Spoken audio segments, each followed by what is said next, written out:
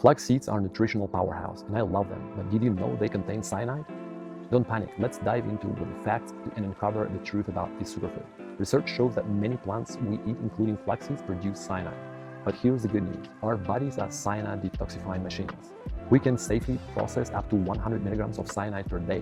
Now let's talk numbers. A tablespoon of ground flax seeds contain only about 5 to 10 milligrams of cyanide producing compounds. That's well within our body's detoxifying capacity. But what about cooking? Heat plus moisture is the key. Baking flax seeds in muffins or bread for 15 to 18 minutes at 450 Fahrenheit eliminates 100% of cyanide-forming compounds. Even boiling for just 5 minutes does the trick. For those transitioning to a plant-based diet, start with small amounts of ground flax seeds in cooked dishes. If you are ready to fully embrace the benefits, aim for 1 to 2 tablespoons daily in your favorite recipes. Remember, reimagine your health with plant-based power. Like and follow for more evidence-based nutrition tips. Stay curious and stay healthy.